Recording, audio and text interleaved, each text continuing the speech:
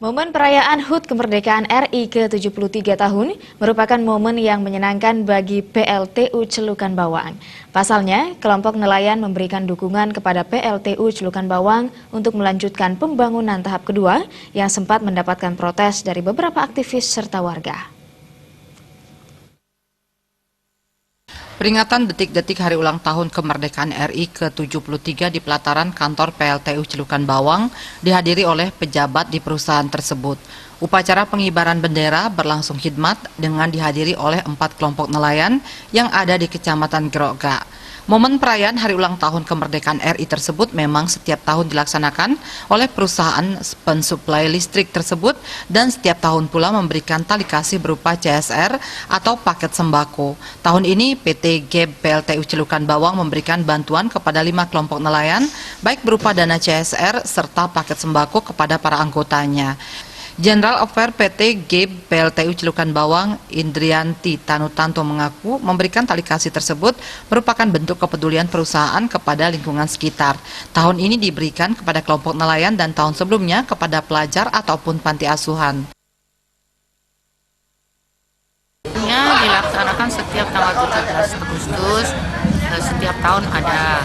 Tapi ini bergantian. Untuk kali ini untuk kelompok nelayan yang ada di Celukan Bawang. Tahun kemarin kan sudah veteran, ada anak sekolah. Sekarang untuk nelayan, karena nelayan di daerah kita ini cukup banyak, supaya kita bisa nyambung lah sama masyarakat. Aku kasih dana, tali kasihnya 25 juta. Usai upacara bendera, kelompok nelayan memberikan surat dukungan kepada PT GEB PLTU Celukan Bawang untuk melanjutkan proyek pembangkit listrik tahap kedua. Dukungan tersebut sekaligus menepis adanya tudingan tidak didukungnya pembangunan tahap kedua oleh warga ataupun nelayan.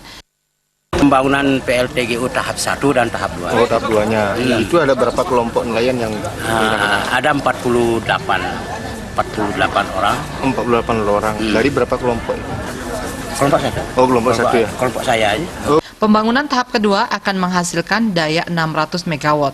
Sementara saat ini PLTU Celukan Bawang di pembangunan tahap pertama menghasilkan daya 308 par. Jadi ikut membangun juga investor ini, membangun dari sisi ya kelistrikannya ya.